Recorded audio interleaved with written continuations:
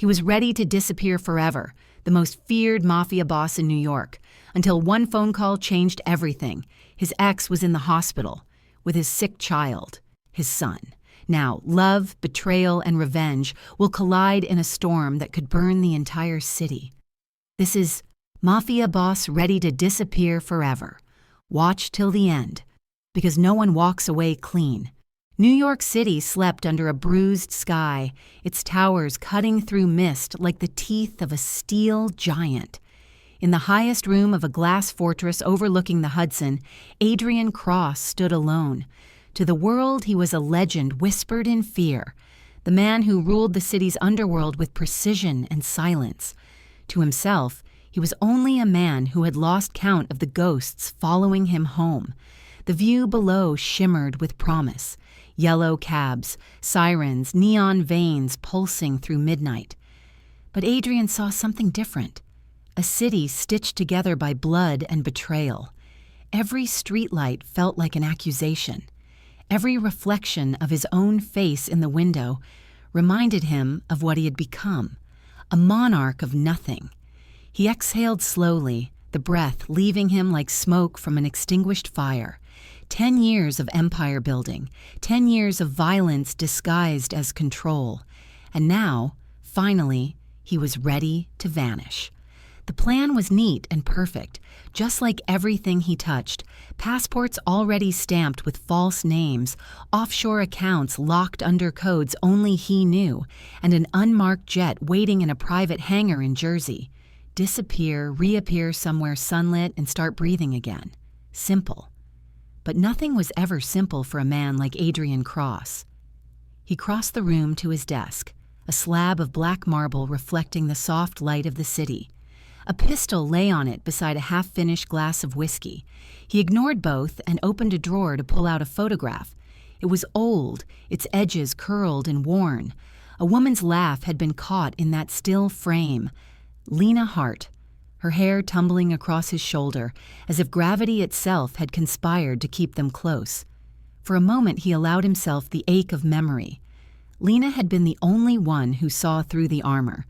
She had met him before the Empire, before the headlines, when he was just a man trying to outrun the past. She'd loved him then, and he had almost believed he could be worthy of that love. Almost. Until the night he'd walked away without explanation, leaving her in the rain with nothing but silence and unanswered questions. He told himself it was mercy. She would never survive his world, but mercy, he'd learned, has a cruel aftertaste. A distant thunder rolled outside, breaking his trance. Adrian set the photograph down, face down this time, as if hiding it could erase the guilt crawling under his skin. He zipped the duffel bag tight, the sound sharp in the empty room. The phone on the table buzzed once, an unknown number flashing across the screen. For a heartbeat, he considered ignoring it. The world he was leaving behind could burn without him. But something about the persistence of that vibration, the faint sense of dread coiling in his chest, made him swipe the call, static. Then a breath. Then a voice he hadn't heard in years, trembling and urgent. Greater than, "Adrian, it's about Lena. She's in the hospital, alone, and she has your baby. He's very sick." The world stopped. For a second, the hum of the city vanished, replaced by the pounding of his own pulse. The glass slipped from his hand and shattered, amber whiskey spreading across the floor like spilled blood. "Repeat that," he said, his voice a whisper sharpened by disbelief. "She didn't tell anyone. I thought you should know. They said it might be critical. St. Mary's Hospital, East Wing." The call ended before he could ask another question. Silence fell heavy. Adrian stood motionless, phone still against his ear, the echo of the voice replaying like a sentence. His mind warred with itself, part of him insisting it was a trap, another part already halfway out the door. A baby. His baby. The word felt foreign, almost impossible. Yet deep down, he knew it was true. He crossed the penthouse in long, measured strides, every step haunted by fragments of Lena, her laughter echoing down hallways of memory, her scent, the softness in her eyes when she used to whisper his name as if it belonged only to her. He had buried all of that under layers of ambition and ruthlessness, but the call had cracked everything open. At the door, he stopped. The skyline stretched before him, glittering and heartless. This was supposed to be his final night in New York, his escape from the wreckage he had built. Instead, it was becoming the night that dragged him back. He slipped on his coat, heavy wool brushing his jawline, the weight familiar and comforting. The pistol joined him in its holster by instinct. He didn't even think about it. Whatever waited at that hospital, he would face it the same way he faced everything, unflinching. As he stepped into the private elevator, the mirrored walls reflected a man he barely recognized. The once immovable expression had fractured. Beneath the steel gray of his eyes was a flicker, a small, dangerous spark of something human. The elevator doors slid shut with a soft hiss. The city waited below, dark and alive. And somewhere in that endless maze of lights, Lena Hart was fighting to keep a tiny heartbeat alive. Adrian's jaw tightened. He didn't know what kind of man he would have to become to protect them, the kind who vanished or the kind who stayed and burned everything that threatened them. But he knew one thing: he was not leaving tonight. The elevator reached the ground floor. The doors opened. He stepped out into the rain-washed night, his coat billowing behind him, eyes hard and haunted. The driver waiting at the curb froze when he saw the look on Adrian's face, a look that said death itself had changed its plans. Adrian opened the car door, then paused, his hand tightening on the frame. For the first time in years, he whispered her name aloud, barely audible under the roar of the storm. Lena. The sound carried into the night like a vow resurrected from the grave. Somewhere far above, lightning split the sky in two, and as the engine roared to life, the man who had sworn to disappear forever turned toward the city he once ruled, his cold eyes flickering with something dangerously close to hope. The rain intensified, drumming against the windshield as the car disappeared into the heart of New York. Behind him, the penthouse lights went dark. The empire of Adrian Cross officially dead. Ahead, a new war waited, and this time it had a heartbeat. Rain hammered the city as if the sky itself were trying to wash away its sins. The wheels of Adrian Cross's black sedan hissed over puddles, cutting through sheets of water until the car slid to a stop in front of St. Mary's Hospital, a block of white light in a city of shadows. He stepped out before the driver could open the door. The wind tore at his coat.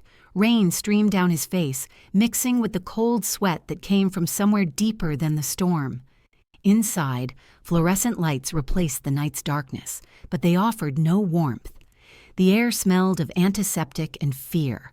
The receptionist looked up, ready to speak, then froze. There was something about Adrian, the quiet command in his stride, the restrained violence beneath his stillness, that silenced whole rooms. He didn't need to say a word. One glance from those steel-gray eyes and she was already pointing toward the elevator. He moved like a shadow through corridors of pale green tile, boots echoing softly against the linoleum. The hum of machines and distant coughs created a rhythm that somehow matched his heartbeat. With every step, memories pressed closer. Lena's laughter, her perfume, the warmth he'd once allowed himself to feel. Each recollection felt like a wound reopening. Outside room 417, he stopped. His hand hovered above the door handle. For a moment, he couldn't move. He had faced armed enemies, double-crossing partners, and death itself without flinching. But the thought of seeing her again terrified him in a way bullets never could. He pushed the door open. The room was dim, lit only by the glow of medical monitors. A single chair sat near the bed, its cushion indented from long hours of waiting. Lena Hart lay against a stack of pillows, her skin pale but still impossibly luminous. Dark strands of hair clung to her temples. The years hadn't dimmed her beauty. They had only refined it, sharpening the quiet strength in her eyes. For a moment, she didn't see him. Then she turned, and the fragile calm of the room cracked. Her blue eyes widened, disbelief colliding with anger. The breath she drew sounded more like pain. "You don't belong here, Adrian. Not after what you did." Her voice was hoarse but steady, the kind that could cut straight through armor. He tried to answer, but words deserted him. His gaze fell to the small figure beside her, a baby, impossibly small, wrapped in pale blankets, tubes threading from fragile arms into blinking machines. The sound of the heart monitor pulsed in the silence, steady, then faltering, then steady again. Adrian felt the world tilt. All his practiced control, every trick of composure he'd mastered in backroom negotiations and gun-filled alleys, collapsed beneath the weight of that single, rhythmic beep. He stepped closer. "Why didn't you tell me?" Lena's fingers tightened around the blanket, her jaw set. "Because you were gone before I could." The words hit like a bullet. He could almost feel the echo of the night he'd left her, the slammed door, the unanswered calls, the way he'd convinced himself it was mercy. He tried again, softer this time. "If I'd known—" She interrupted, her voice breaking. "You'd have done what, Adrian? Used him as another piece in your empire? Or would you have walked away again when things got dangerous?" The accusation hung between them, sharp and honest. He looked at her, really looked. The exhaustion beneath her strength, the thin line of tears that refused to fall.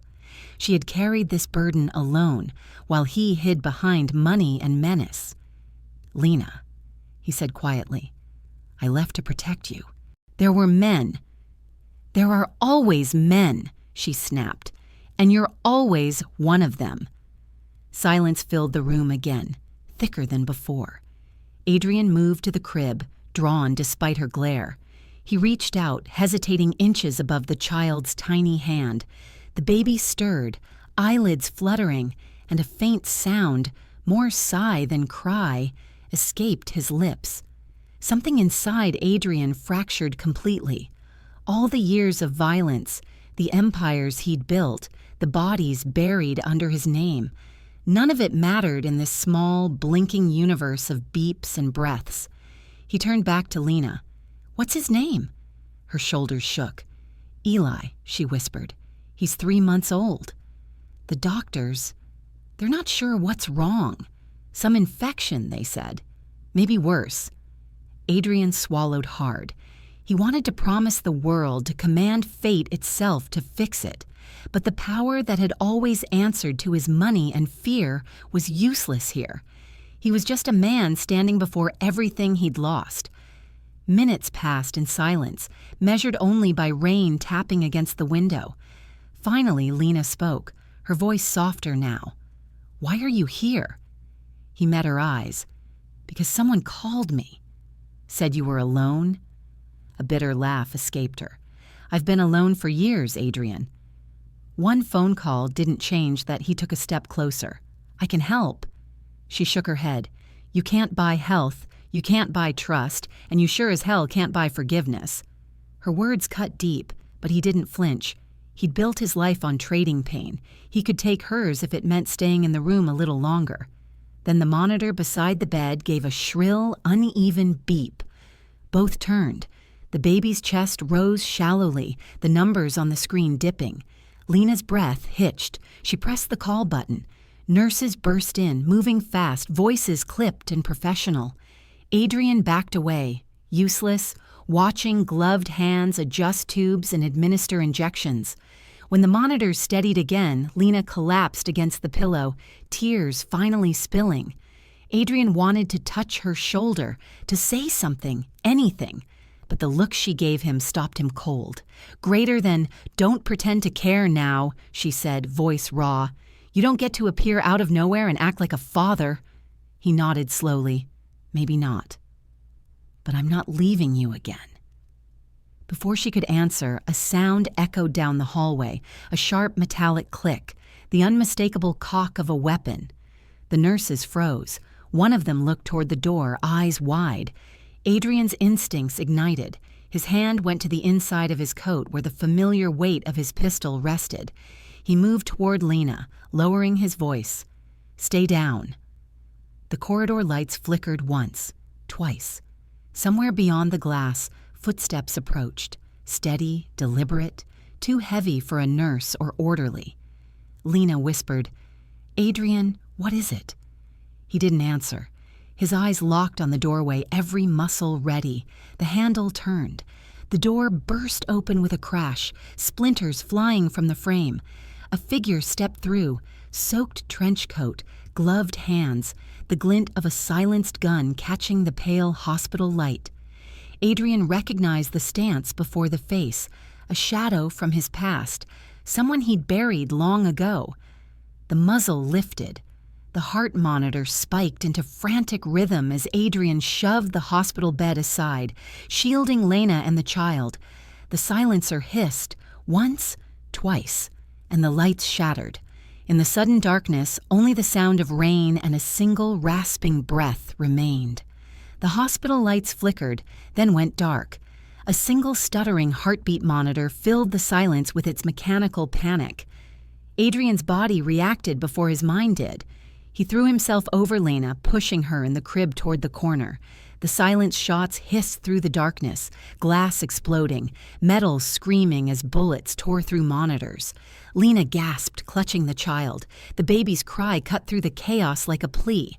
Adrian's pulse thundered in his ears, every sound sharpened into survival instinct. He drew his weapon.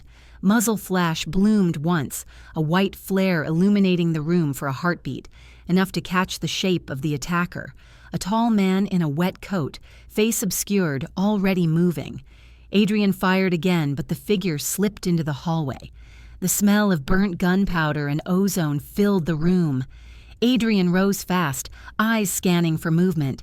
The baby's monitor screamed again as the nurses outside shouted for security. In the distance, alarms began to wail. He turned to Lena, crouched beside the bed, arms wrapped around their son. She was shaking, eyes wide, not just from fear, but from recognition of the man she once knew, now fully awake as the dangerous creature the city whispered about. "Greater than stay down," he ordered, voice clipped. She didn't argue this time. The door burst open again, but this time it was his men, dressed in black, guns drawn, faces grim. The leader, Mason, scanned the room quickly. "Greater than, we've got eyes on 2 hostiles, boss." North wing. One's hit, one's running. Adrian's gaze hardened. "Alive." Mason hesitated. "You sure?" "I said alive." The men disappeared down the hall, boots echoing. Adrian turned back toward Lena. She was staring at him, breathing fast, the storm of emotion in her eyes, impossible to read. "What is this, Adrian? What did you bring here?" He met her gaze and saw what she couldn't say aloud. Fear for her child, and the terrible realization that her past with him wasn't buried after all. "Greater than, I didn't bring it," he said. "It followed me."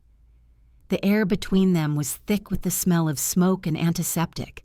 Outside, shouts and footsteps grew louder, merging with the rising sirens of approaching police.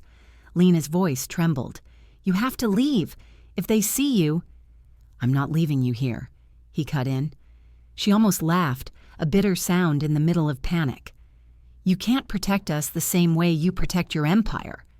Adrian's reply was calm but fierce. "That's exactly what I'm going to do." Before she could answer, Mason's voice crackled through the radio clipped to Adrian's jacket. "Greater than, we got one. He's bleeding out. Other escaped through the stairwell. You'll want to hear what this one's saying."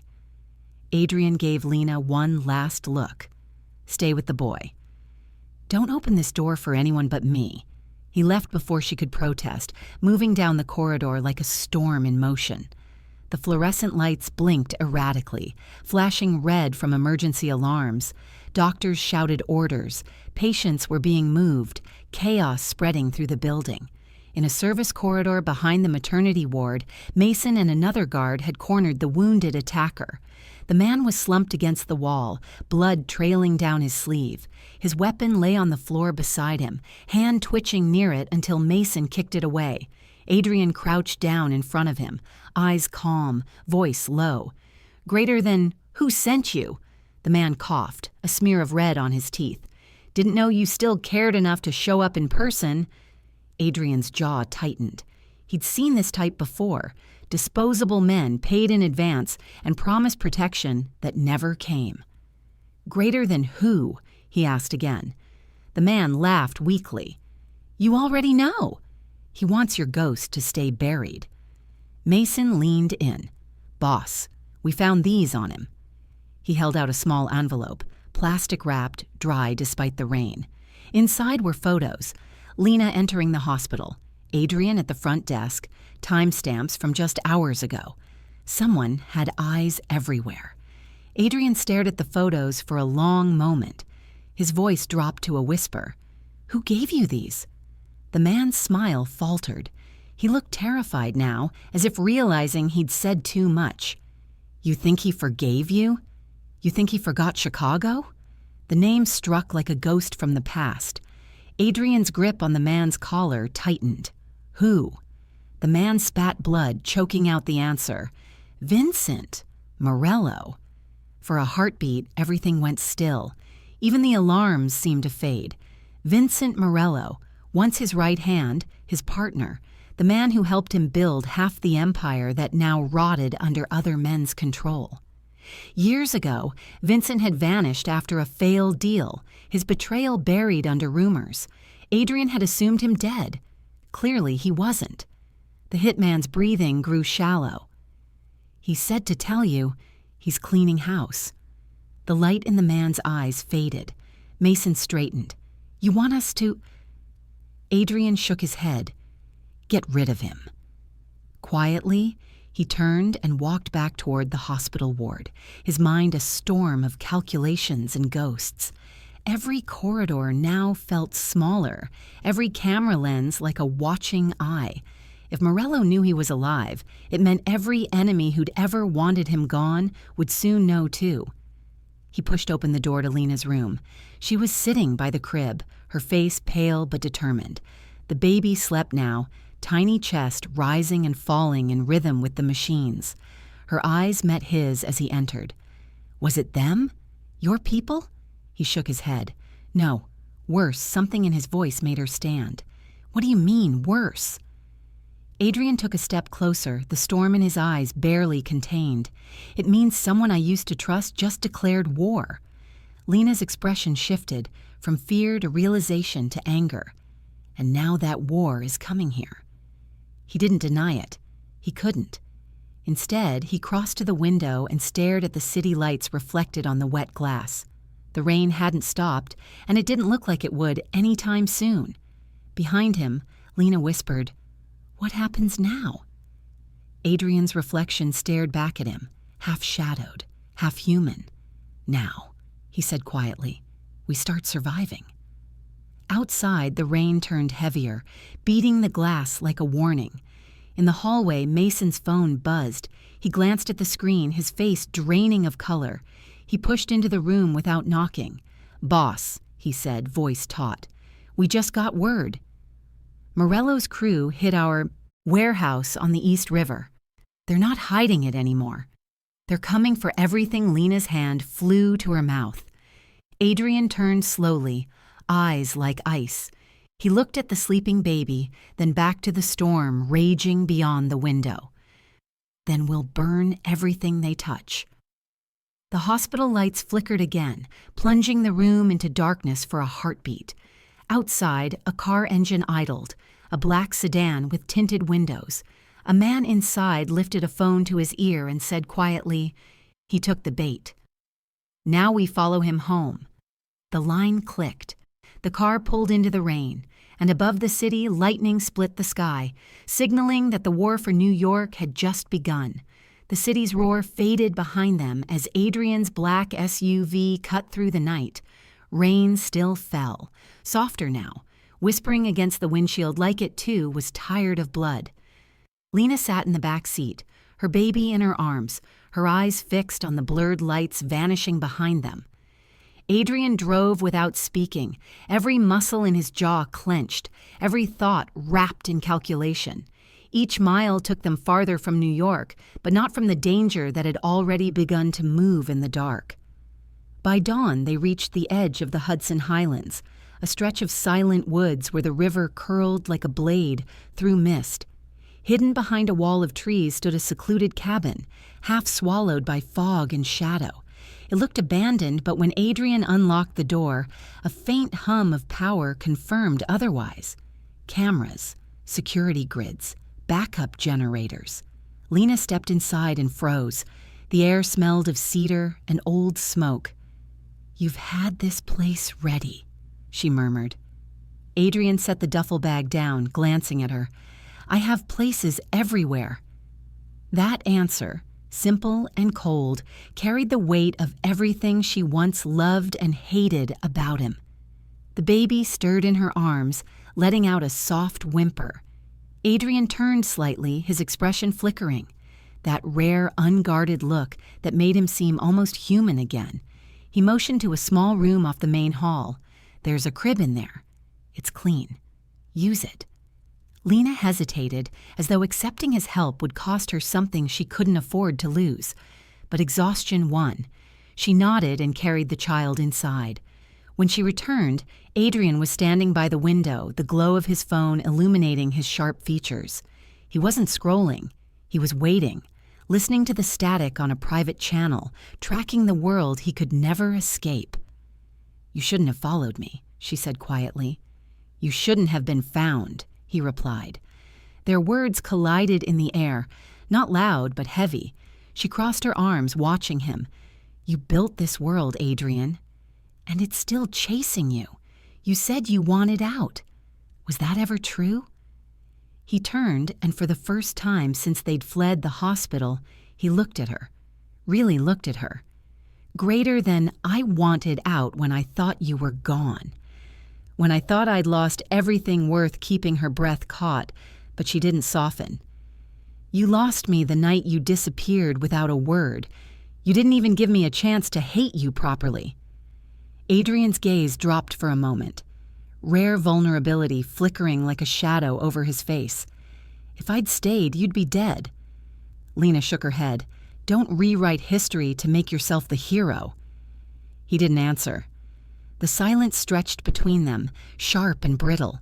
The wind howled outside, brushing against the old cabin walls like a ghost searching for a way in.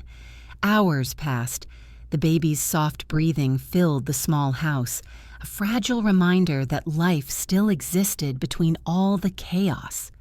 Adrian busied himself checking weapons, camera feeds, escape routes, the rituals of a man who trusted no one, not even his own peace. From the doorway, Lena watched him. The moonlight cast a silver outline around his figure, tall, tense, dangerous. The same man who once made her heart race now looked like a storm trying to hold itself together. "Greater than, tell me the truth," she said finally. "That night you vanished. Where did you go?" He hesitated, as if choosing between lies and wounds. "Vincent. He found out about us. He gave me a choice, your life or my empire." Lena's breath caught. "So you chose both?" Adrian looked up sharply. "No, I chose you. I walked away from everything that night." She stared at him, disbelief flickering into pain. "Then why does it feel like I was the one left behind?" He stepped closer, his voice low, almost a whisper. "Because that's the only way you would have lived." The tension between them was almost unbearable. Years of love, anger, and unspoken truths pressing between heartbeats. Her hand trembled slightly, caught between wanting to strike him and wanting to touch him. "Greater than, you left me to protect me," she said bitterly. He didn't flinch. "I left because they would have killed you." Their eyes locked, and for a moment something shifted. The rage dulled into exhaustion, the hurt into recognition, the kind of silence that existed between two people who had once shared everything and now stood, as strangers, trying to remember how to breathe near each other again. Outside, the wind began to die. The forest grew still, heavy with waiting. Later, when the baby stirred in his sleep, Adrian went quietly to the small room. Lena followed, stopping at the doorway. He stood there, looking down at the child, a rare softness in his face, as if seeing something pure he didn't deserve to touch. "Greater than, he looks like you," Lena whispered. Adrian's mouth curved faintly. "Poor kid." She almost smiled, almost. For the first time in what felt like forever, she didn't feel entirely alone. Maybe it was exhaustion, or maybe the way he said it, with that trace of self-loathing. But something inside her cracked open again. They sat in silence for a while, listening to the steady rhythm of the baby's breathing. Finally, Lena spoke, her voice softer now. "If you could go back, would you do it differently?" Adrian didn't look up. "If I could go back, there'd be no reason to run." Outside, a wolf howled in the distance, long, mournful, as though echoing the ghosts inside them both. As the night deepened, Adrian checked his perimeter once more. The monitors flickered with static. Somewhere beyond the trees, motion sensors blinked briefly red. He frowned, adjusted the system, and the light steadied. Lena lingered by the window, watching him. "You can't live like this forever," she said, always looking for the next shadow. He met her gaze from across the room. "Shadows don't end, Lena." They follow the light. Something in that answer chilled her, not because it was poetic, but because it was true. Hours later, she woke suddenly to the faint buzz of a phone vibrating on the wooden table. The sound was wrong, too quiet, too cautious. Adrian was already on his feet, weapon drawn, before she could even sit up. He crossed the room in 2 strides, grabbed the encrypted device, and stared at the glowing screen. One message. No sender ID. Just 5 words. Greater than, "We know where she is." For a heartbeat, Adrian didn't move. His jaw tightened, his pulse slowed. He read the words again, as if hoping they might change. Then he looked up, toward the dark window, toward the trees outside, toward the silence that now felt heavier than air. Lena stood frozen behind him, her voice barely a whisper. "What does it mean?" He didn't answer. He only raised his eyes to the night beyond the glass. And in the faint reflection, the glow of headlights appeared far off in the woods. Adrian's voice was calm, deadly calm. "It means they've already found us." A crack of a rifle echoed through the forest. Glass shattered across the room, and Adrian lunged toward Lena. But before the lights cut out, he saw a red laser dot slide across her chest. Then everything went dark. The night was a wound that wouldn't close. Rain carved silver scars across the windows of the safe house as Adrian loaded his weapon with silent precision. Every click echoed like a vow. His reflection in the glass looked less like a man and more like a ghost returning to haunt his own legend. Mason stood nearby, his broad frame tense, eyes sharp. "We've got confirmation," he said quietly. "Morello's crew is holed up at the docks. Same place we used to move shipments." Adrian's lips curved into something colder than a smile. "Then he's inviting me home." He strapped on his holster, checked the chamber, and finally glanced toward the back room, where Lena was. The baby slept again, small and oblivious, wrapped in quiet dreams. Lena stood by the crib, her hair unbound, the soft glow of the lamp painting her face in fragile light. She turned when she felt him watching. "You're leaving," she said. It wasn't a question. He stepped closer, each word slow and heavy. "This ends tonight." Her eyes flashed, a mix of fear and fury. "You promised. You said once we were safe, you'd walk away. You'd disappear." Adrian's jaw tightened. "They came after you. After him. There's no leaving now." Lena took a trembling step forward. "Then what? You kill Morello, and another man takes his place? How long before you become what you swore you'd destroy?" He looked down for a second, just a second, and she saw it, the fracture behind the armor. "I stopped being anything else a long time ago," he said softly. Her hand moved to his chest, resting over his heartbeat. You can still be more than this. For a moment, silence held them.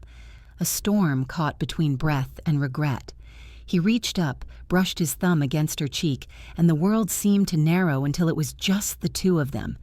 Two broken hearts orbiting the same ruin. Then his lips found hers. Not gentle, but desperate. Fierce, burning with everything unsaid. The kiss was fire and sorrow, a promise wrapped in goodbye. When he pulled back, his voice was low. "Lock the doors. Don't trust anyone. Not even my men." Her eyes glistened. "And you?" He hesitated. "Trust me one last time." Then he was gone. The convoy of black SUVs cut through the sleeping forest, headlights slicing the fog. Inside, Adrian's men sat in silence, the weight of war pressing down like thunder. Mason rode up front, scanning the digital map. Greater than. Perimeter drones picked up movement, 15 hostiles minimum. Heavy weapons, Adrian leaned forward. And Morello? Inside the East warehouse. Surveillance shows him surrounded. He's expecting us. Adrian's gaze hardened. Good. He opened the case beside him.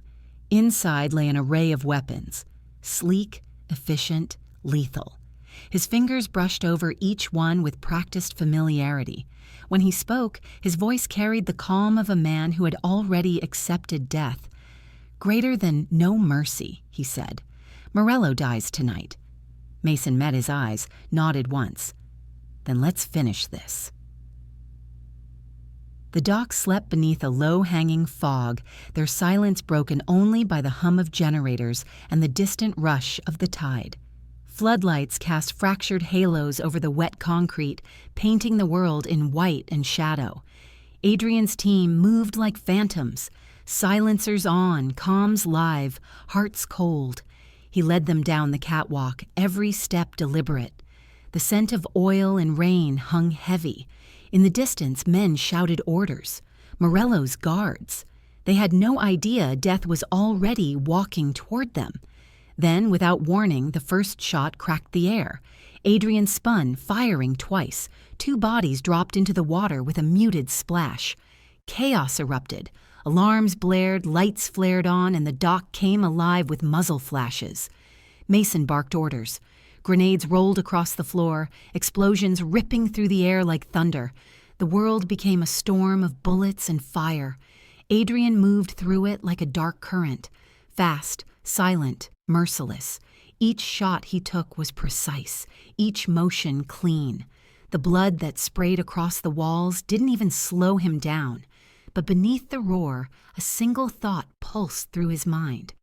Morello. He found the steel door leading into the East warehouse and kicked it open. Inside, shadows stretched long beneath the flickering lights.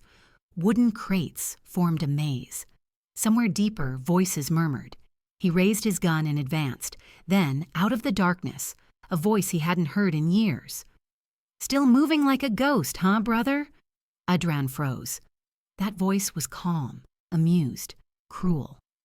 Vincent Morello stepped from behind a crate, dressed in a tailored suit, a pistol loosely hanging from his hand. His hair was grayer, his eyes sharper, but the arrogance was exactly the same. "You should have stayed gone," Vincent said. "You were good at being dead." Adrian's grip tightened. "And you were good at pretending to be loyal." Vincent smirked. "Loyalty? You taught me that word meant nothing." They circled each other, two predators remembering every scar the other left behind. "You tried to kill her," Adrian said, voice low. "You made her your weakness," Vincent replied. "That's what gets kings killed."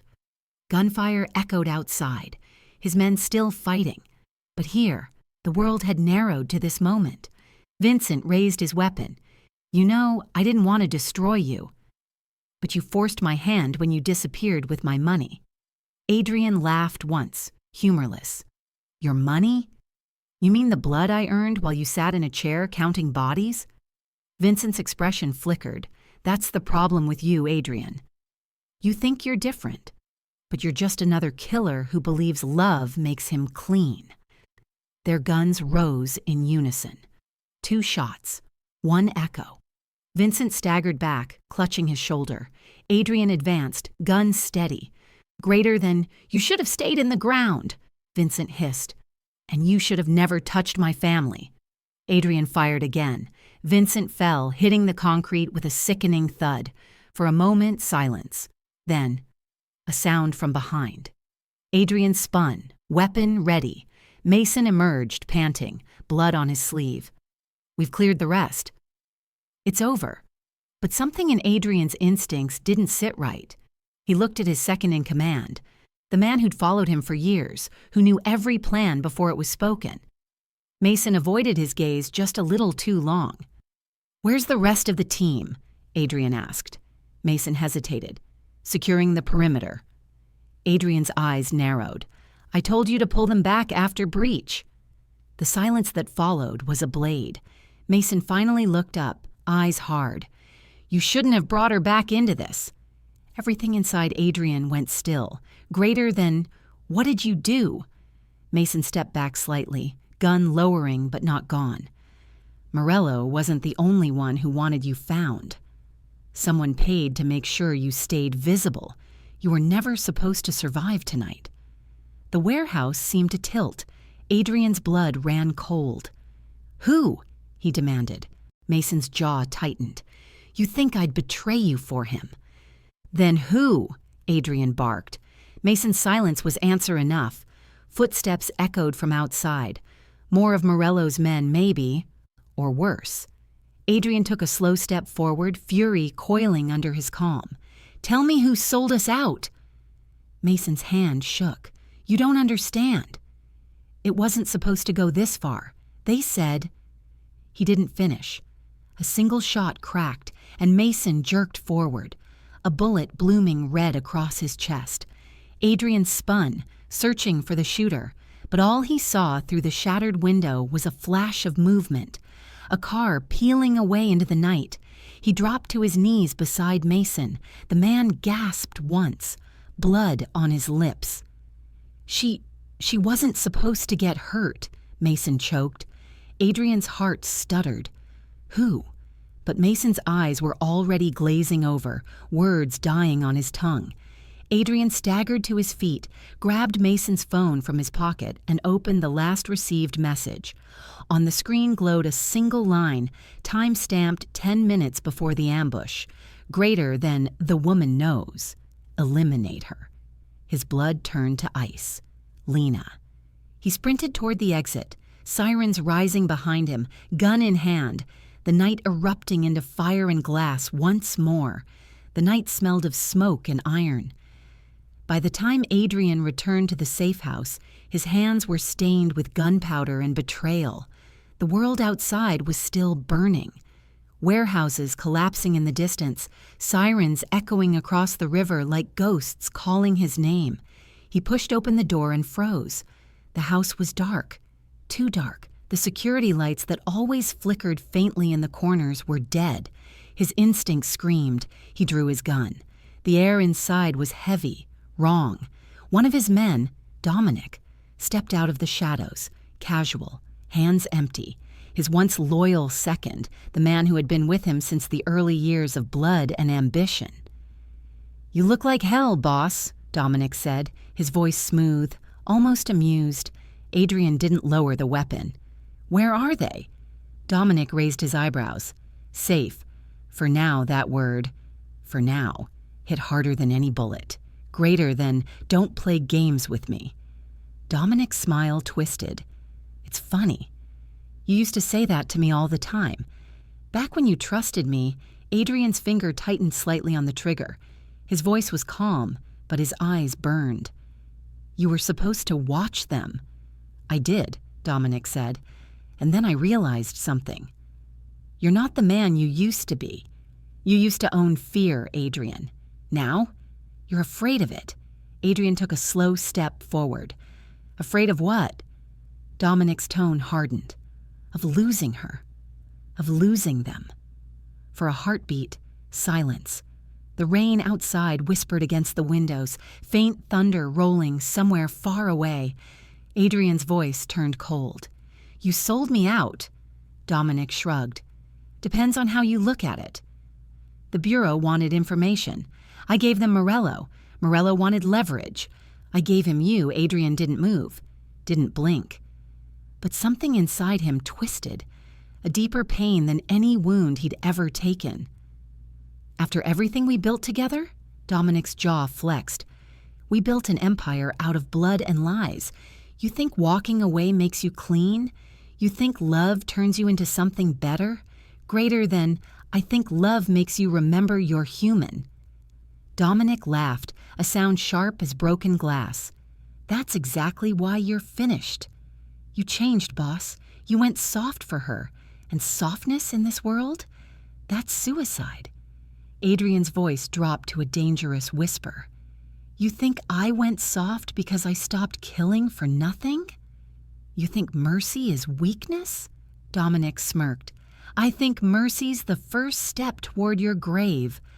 For a moment, neither moved. The weight of 10 years, loyalty, betrayal, friendship, and regret, hung between them like a loaded gun. Adrian lowered his weapon just an inch. So what now? You pull the trigger? Sell me to whoever's offering more? Dominic shook his head. I don't need to. You're already bleeding, Adrian. You just don't see it yet. He tossed something across the room, a small drive. It clattered onto the table between them. That's every transaction, every deal, every shipment you ever ran, enough to bury you 10 times over. The Bureau already has a copy. Adrian's eyes flicked to it, then back to Dominic. You could have handed it to them quietly. Why show up now? Because I wanted to see it, Dominic said. The look on your face when you realize the game's over. Adrian took a slow breath. The fury inside him was almost holy, not wild but precise, the kind that burned cold. He stepped forward until they were inches apart. You were like a brother to me. Dominic's gaze flickered, but only for a moment. And you were a god. Until you started praying, Adrian's fist shot out faster than thought. The punch cracked against Dominic's jaw, sending him sprawling into the wall. The gun fell from his hand. Adrian didn't. Shoot. He stood over him, breathing hard, the weapon heavy in his grip. Dominic wiped blood from his mouth, half smiling. Go on then. End it. That's what the old Adrian would have done. But Adrian didn't move. His voice, when it came, was quiet. Deadly quiet. Greater than no, Dominic. That's what the old me deserved. He lowered the gun. Greater than this. This is my redemption. Dominic blinked, confused, then laughed through his split lip. Redemption? You think sparing me makes you clean?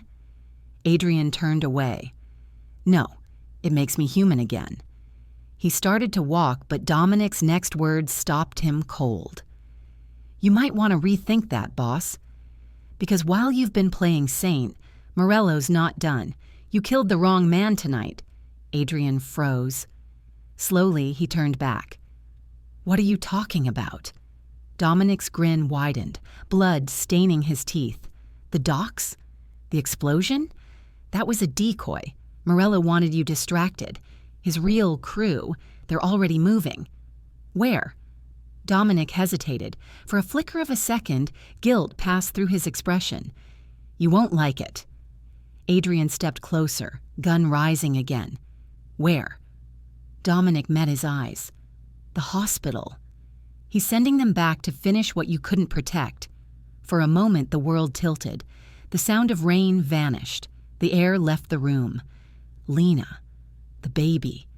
Adrian's pulse roared in his ears. You're lying. Dominic shook his head. Check your phone. Adrian snatched the device from his pocket. His secure line was lit with new alerts, emergency signals from his men stationed near the hospital.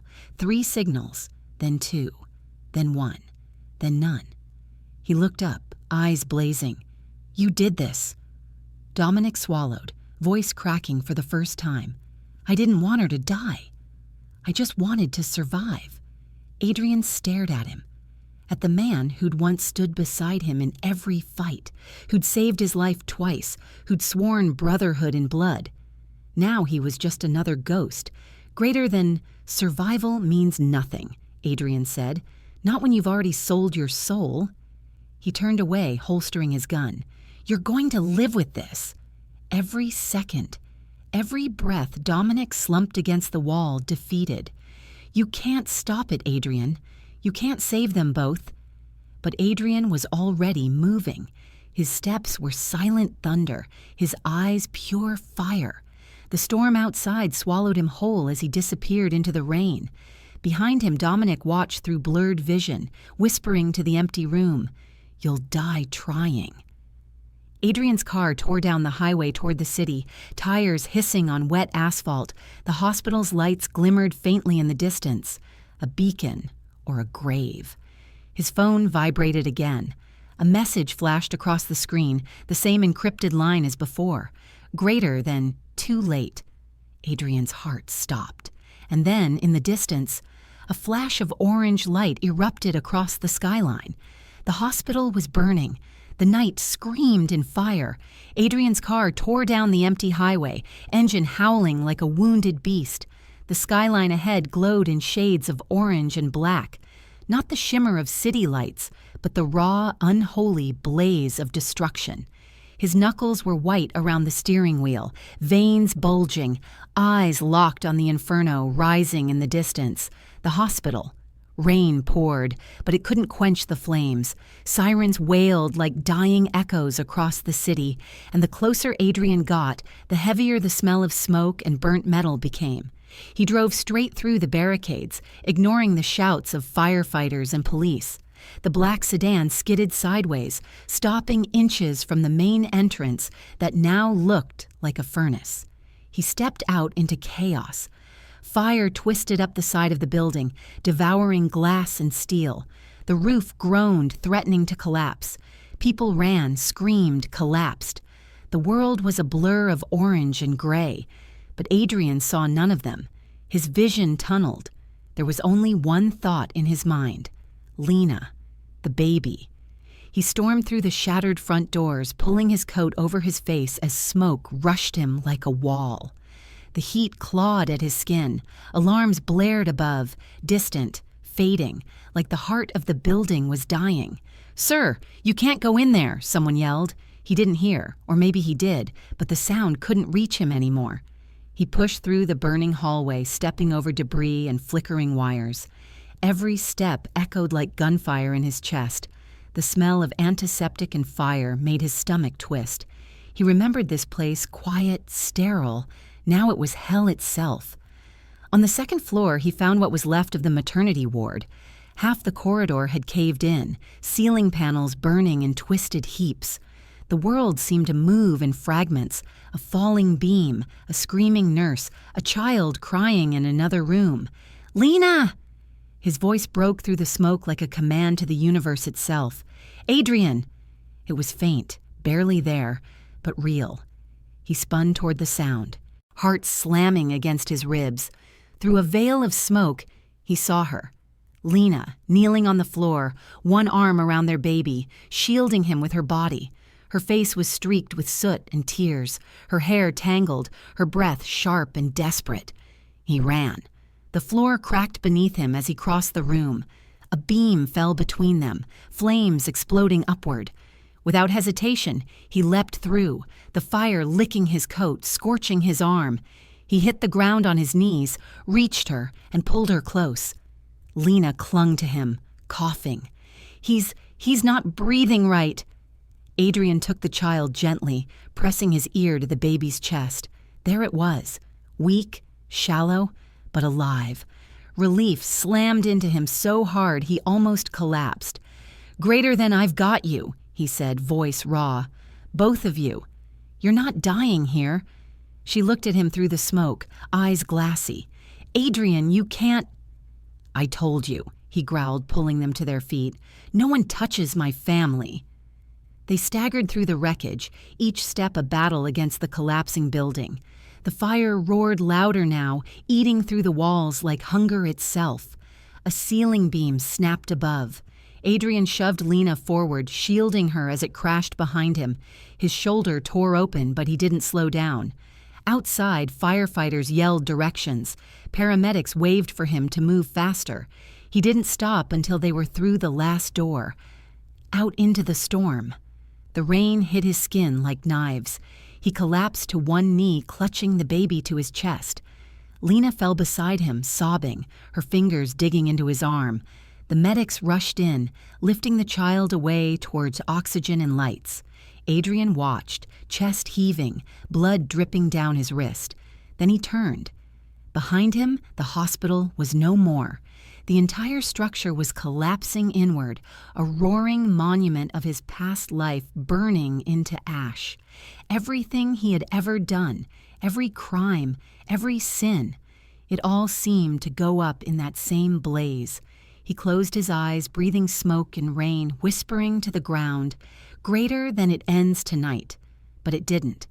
Because in the chaos of flashing lights and shouted orders, his men dragged someone from a nearby ambulance, cuffed, bloodied, snarling. Vincent Morello, the rival who had started it all. Adrian stood slowly, shoulders square, eyes hard. The crowd around him parted like they felt his rage before they saw it. He walked straight toward the man, the world narrowing to that single point. Morello was on his knees, his face burned, one eye swollen shut. He looked up and grinned, blood on his teeth. "You actually came back," Morello rasped. "Didn't think you had it in you." Adrian said nothing. His expression was stone. Morello spat, the rain washing blood from his lips. "You think this changes anything? You think saving them means you're clean? You think killing me makes you free?" Adrian knelt, voice low, deadly calm. "No, but it stops the noise," Morello laughed. A wet, broken sound. "You don't get it, do you? You're the noise, the whole city. Every deal, every cop, every dollar. It's all built on you. You can burn the hospital, the money, the men, but you can't burn your own shadow." Adrian's jaw clenched. He reached for the pistol at his side. "You're done, Vincent." Morello's grin faltered, but he still whispered, "You think this ends with me?" For a moment the rain fell harder, thunder rumbling overhead. Adrian leaned in, eyes like ice. "It ends when I say it does." He rose, holstering the weapon, and turned away. The medics shouted behind him. Police lights flashed red and blue through the storm. But he didn't look back. Behind him, Morello coughed, laughed once more, then went still. Adrian didn't stop walking. He found Lena again, sitting beneath an emergency tent, holding their son wrapped in a blanket. Her face softened when she saw him, the same way it used to before the world fell apart. She whispered, "You found us." He knelt beside her, touching the baby's hand. "I'll always find you." For a rare moment, silence existed between them, fragile, real. The chaos around them faded, leaving only the sound of rain hitting steel. But as he looked at the flames dying behind them, he felt it, that unease crawling back under his skin. The sense that the fire hadn't finished its message. One of his men approached, drenched and pale. "Boss, there's something you need to see." Adrian stood, eyes narrowing. "What now?" The man handed him a scorched envelope, the edges blackened from the blaze. "We found this in Morello's car. It's got your name on it. Adrian took it, the wet paper sticking to his fingers." He tore it open. Inside was a single photo, grainy black and white, showing a woman's silhouette holding a baby. Not Lena, someone else. Written across the bottom in jagged red ink were 3 words, "She's still alive." Adrian stared at the photograph, rain dripping from his jaw, his heart turning to stone. Lena looked up, confused. "Adrian, what is it?" He didn't answer. His eyes stayed locked on the image, the ghost from a life he thought he'd buried years ago. The fire was out, but a darker one had just ignited. The rain had stopped, but the city still bled smoke. Dawn crawled over New York like a reluctant confession, light bending through ash and fog. Adrian stood by the cracked window of the safe house, staring out at a skyline that no longer looked like home. Every fire he'd started, literal or otherwise, had left a scar on the city. And now, beneath the silence, he could feel something moving. Something bigger than Morello. He held the photograph in his hand again, the one taken from Morello's car. The paper was still damp, the ink bleeding slightly around the edges.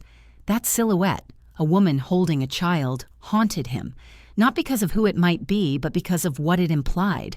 Morello hadn't been working alone. He flipped the photo over. A small insignia was pressed faintly into the corner, a circle intersected by lines like a web. It wasn't any gang or family he knew, not local, not American. He'd seen that symbol once before, years ago, in a black file he was never supposed to open. A whisper in the criminal underworld, a name that was never written, only spoken. The Syndicate. Adrian's pulse slowed, eyes narrowing. The realization sank into him like ice water. Morello hadn't started the war. He'd been used to keep Adrian busy while the real players moved in silence. His empire, his money, his contacts, they were just the surface. The Syndicate had been using his network for years, feeding through it like parasites, and now they'd made it personal. He tossed the photo onto the table and turned toward the laptop. The room was quiet except for the faint hum of the baby monitor from the next room, a sound that both steadied and tormented him. Lena had fallen asleep there, one hand resting on their child's blanket. She looked fragile, peaceful, a rare softness in the middle of the storm. Adrian knew he didn't deserve that peace, but he also knew he couldn't keep it unless he ended what he started. He opened a secure drive, typing in a string of codes no one else alive could know. Files appeared, routes, offshore accounts, encrypted names. He scrolled through pages of operations, every piece of his empire flashing before him. Then, in between two familiar transaction chains, something new caught his eye, a signature, a coded alias, Erebus. The name appeared on nearly every major deal in the past year, hidden, subtle, invisible, unless you knew where to look. Adrian clicked it open. The location tag pinged somewhere off the coast, a data hub running communications for dozens of front companies. That's where they were. That's where it began. "Greater than you bastards," he muttered. He didn't notice Lena behind him until she spoke softly. "You haven't slept in 2 days." He turned, startled slightly.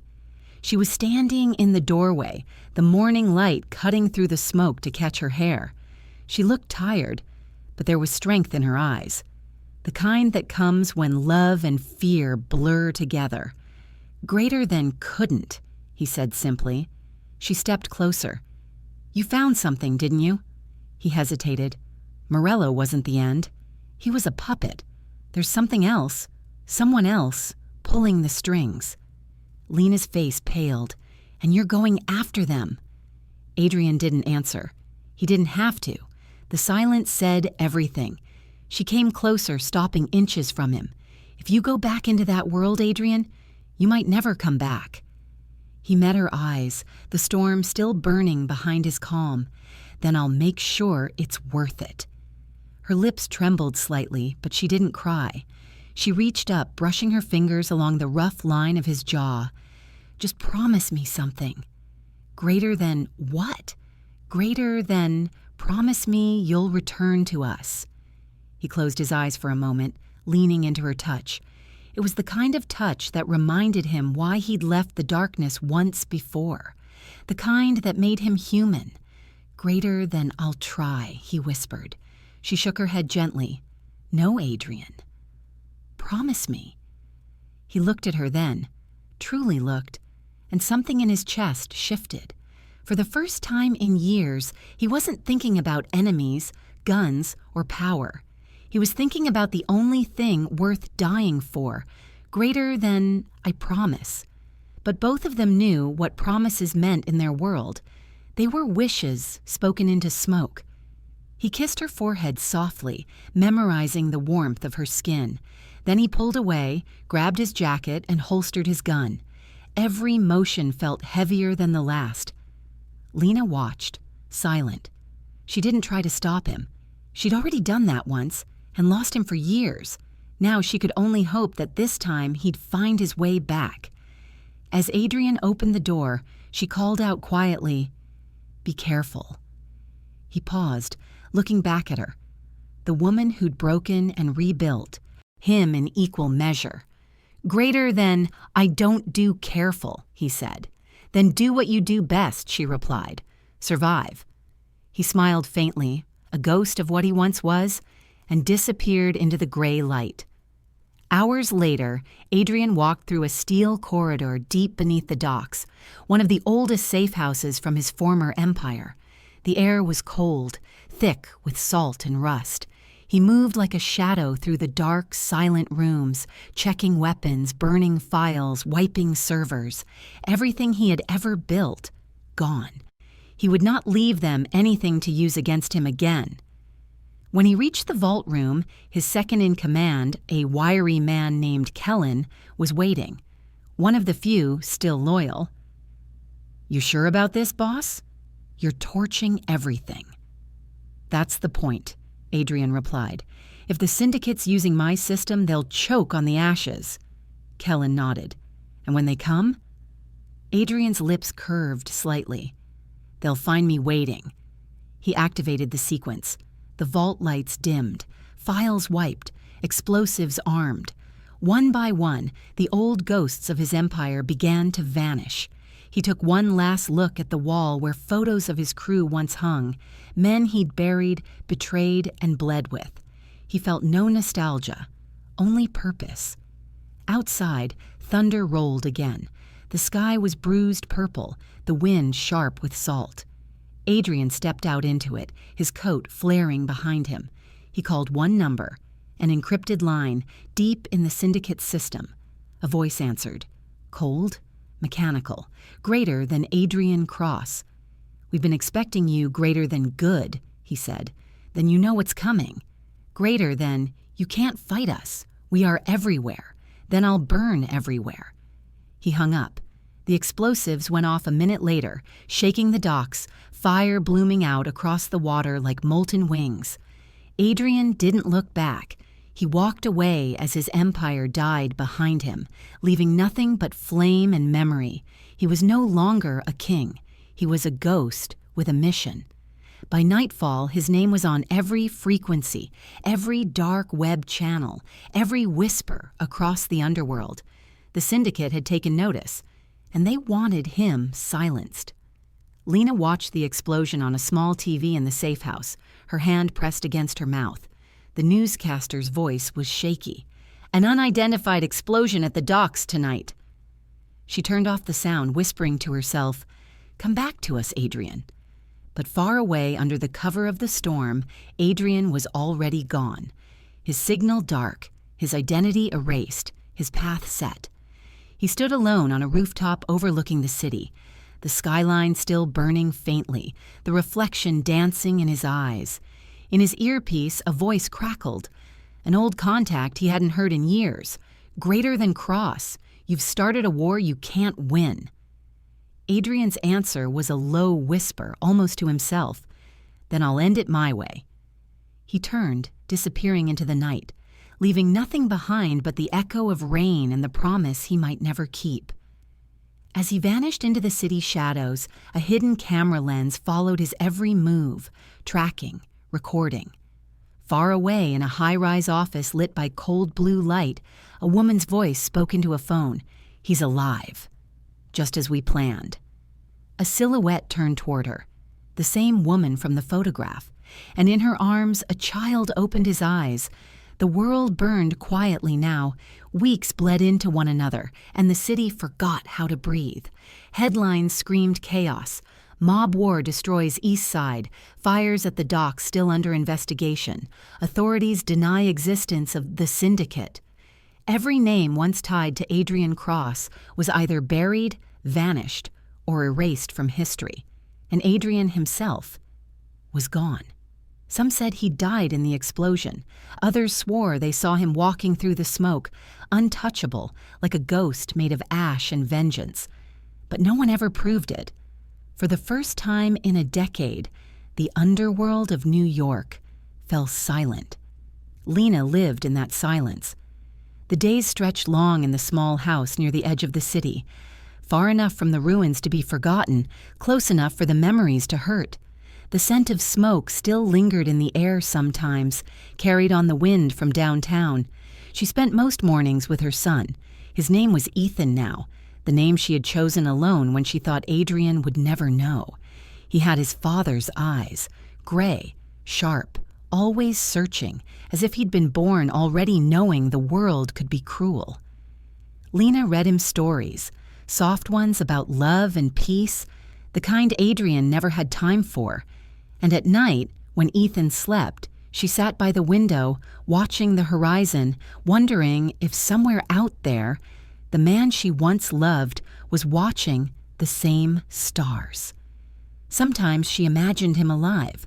Sometimes she wished he wasn't, because if he was alive, it meant he was still fighting, and if he was still fighting, he wasn't free. The city healed in strange ways. The papers talked about reform, about new power, rising. But Lena knew better. Empires didn't die. They just changed hands. Every few days, she'd hear something. A whisper from an old contact, a coded note on a message board, a headline that didn't make sense. And every time her chest would tighten, because beneath the surface, she could feel him. Adrian's presence was like static in the air, invisible but impossible to forget. Then, one cold evening, the world changed again. It was late. The rain had just stopped, leaving the streets slick and silver under the streetlights. Lena was rocking Ethan to sleep when she heard a knock at the door. Soft, deliberate, almost respectful. Her heart froze. She wasn't expecting anyone. No one even knew she lived there. She placed Ethan gently in his crib and moved to the door, every step careful, her hand hovering near the drawer where she kept a small pistol. She opened the door a crack. No one stood there, only an envelope. Her name written across it in clean, deliberate handwriting she recognized instantly, Adrian Cross. Her breath caught. She picked it up, her fingers trembling, and closed the door fast behind her. The air felt too small, the silence too loud. She sat at the table staring at the envelope for a long time before finally opening it. Inside was a single sheet of paper. "It's over. I'm free. If you still believe in us, meet me where it all began. No address, no time, just those words." And a small pressed flower tucked into the fold. A daisy, the same kind she had tucked behind his collar the day they met. Lena pressed her hand to her mouth, tears spilling before she realized she was crying. Greater than, "It's him," she whispered. The next morning she packed a small bag, just a blanket, a photograph, a bottle of milk. She told the neighbor she'd be gone for a day. She didn't say where. The road to the coast was quiet. The radio played static most of the way, but she didn't turn it off. The noise was comforting, like someone breathing beside her. The world outside blurred into gray. Fields, fences, and the long, empty stretch of highway that led to the sea. She hadn't been there in years, not since before the blood, before the promises turned into scars. The pier came into view just as the sun began to fall. It looked smaller now, older. The wooden planks warped and splintered, the paint peeling. The old Ferris wheel at the end of the boardwalk stood like a broken monument, its metal arms rusted and silent.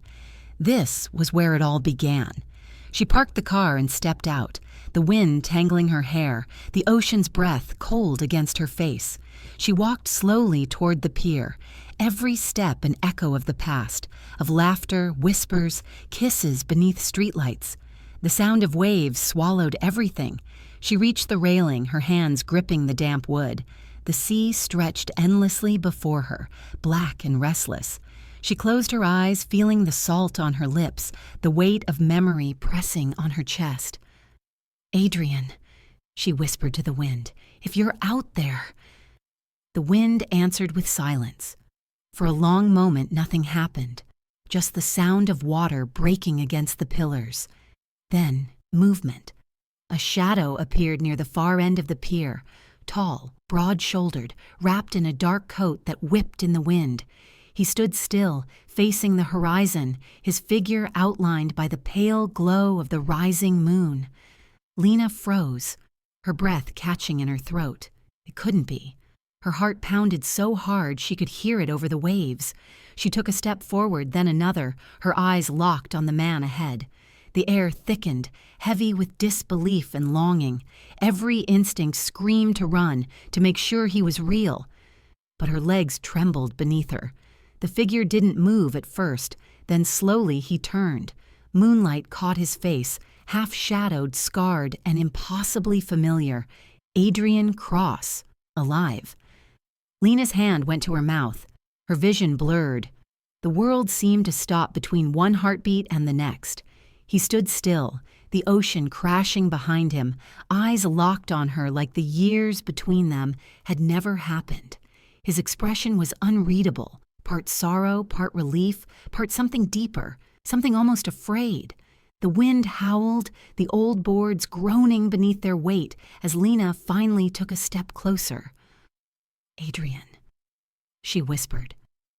For a moment, it seemed the world held its breath. From somewhere down the beach, headlights flared, blinding white against the dark surf. Tires screeched. Adrian's head snapped toward the light, his hand instinctively going for the weapon hidden under his coat. Lena turned too, eyes wide, fear replacing the fragile hope that had just bloomed. A black SUV roared onto the sand, its engine snarling. Doors swung open. Figures stepped out, armed, faceless, moving fast. Adrian's voice was sharp, commanding. "Get down, Lena!" She froze. The ocean roared. The night shattered with gunfire. The storm had passed, but the night still carried its echo. The scent of salt and smoke tangled in the wind. The waves crashed hard against the pier, spraying mist that clung to the air like ghosts refusing to fade. Lena stood frozen, the wind whipping her hair across her tear-streaked face. Her pulse roared louder than the sea as she stared through the haze of gunfire's aftermath. The beach was scattered with shadows, black SUVs half buried in the sand, weapons tossed into the surf, bodies of men who had tried and failed to finish the job. And through it all, he stood there, Adrian Cross, alive. His coat hung torn, streaked with blood and sea salt, the faint glow of moonlight cutting across the scars on his face. He looked like a man carved out of the wreckage of every war he'd ever fought. Yet somehow, he was still standing. Lena took a step toward him, her heart stumbling in her chest. For a moment, she thought the world might stop turning. "Adrian!" Her voice broke around his name, fragile and disbelieving. He turned slowly, as if he'd been afraid to face her, afraid that she was just another dream. When his eyes found hers, everything else fell away. The distance between them vanished. She ran. The waves crashed, the boards beneath her feet groaned, and before she knew it, she was in his arms. Their collision wasn't gentle. It was desperate, trembling, real. His arms wrapped around her as if the world might steal her away again if he let go. Her hands clutched his face, her fingers brushing over the rough lines of new scars, over the skin that had survived too much. "You kept your promise," she whispered against his chest, her voice shaking. He breathed her in. The scent of her hair, the warmth he'd thought he'd never feel again. For the first time in years, he allowed himself to exhale without pain. "You gave me something to come back for," he said, his voice low and rough, almost lost to the wind. Lena looked up at him, and the years of betrayal, silence, and distance seemed to crumble beneath the weight of what they had endured. He wasn't the man who had walked away that night years ago. She wasn't the woman who had waited, hoping he'd change. They were survivors of their own fire. The ocean crashed against the rocks below, scattering foam into the air like fragments of forgotten time. The pier creaked under their weight, old and fragile, but somehow still standing. Like them. Adrian's gaze drifted to the horizon where the city glowed faintly in the distance, its skyline blurred by the mist. The towers shimmered like ghosts, reminders of a life built on blood and lies. That world was gone now. He'd buried the syndicate, burned every ledger, every contact, every name. The empire he once ruled now lay in ashes beneath the city's glittering lights. And yet, as he stood there with Lena, he realized power had never been what he truly wanted. It had always been peace. It had always been her. Lena reached up, brushing her thumb gently across his cheek. "You look tired." He gave a soft, humorless smile. "I am. But for once, it feels right." The wind whipped around them, carrying the sound of the waves, wild, untamed, alive. Behind them, the beach was littered with what remained of his past, smoking wreckage, shattered steel, silence. Ahead of them, only the open road and the uncertain future waited. Lena stepped closer until her forehead rested against his. "It's over, isn't it?" Adrian hesitated. His hand traced the line of her jaw, fingers trembling just slightly. "It's over for now," he murmured, "but peace doesn't come without shadows. We'll always have to look over our shoulder." She smiled faintly, sadness and strength intertwined in her eyes. "Then we'll face the shadows together." They stayed that way for a long while, two silhouettes against the endless sea. The moon climbed higher, casting silver light across their faces. The sound of the waves became the rhythm of their breathing. Finally, Adrian pulled back just enough to look at her. Really look. She had changed. The softness he remembered was still there, but now it was lined with resilience. She wasn't someone to protect anymore. She was someone to stand beside. "You're stronger than I ever was," he said quietly. She shook her head. "No, we just learned different kinds of strength." He smiled. A small, real smile. Something he hadn't felt in years. The wind caught his coat as he turned toward the city one last time. In the distance, faint lights blinked like dying stars, the remnants of a kingdom he had built and destroyed with his own hands.